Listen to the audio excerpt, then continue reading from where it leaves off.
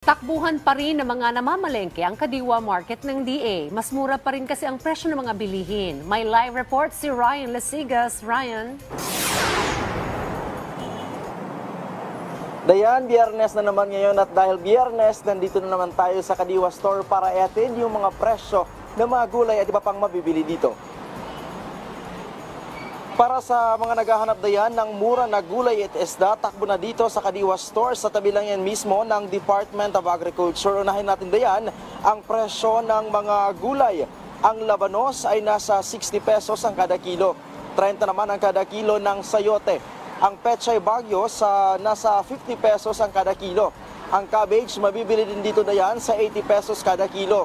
Carrots 100 pesos kada kilo. At makakabili din dito ng patatas sa 220 pesos kada kilo. Nasa 150 pesos naman ang kada kilo ng broccoli. Ang Baguio beans ay nasa 100 pesos kada kilo. Ang bell pepper dayan nasa 200 pesos kada kilo. Ang luya nasa 90 pesos kada kilo. Meron ding sibuyas na nasa 110 kada kilo. Ang palaya 70 pesos kada kilo. At nasa 20 pesos naman ang kada tali ng sitaw.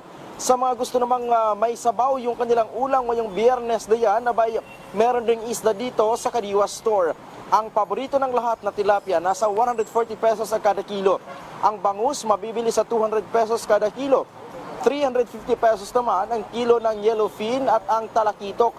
Ang boneless bangus, 100 piso ang isang piraso. At ang hipon na masarap isigang, nasa 480 pesos ang kada kilo.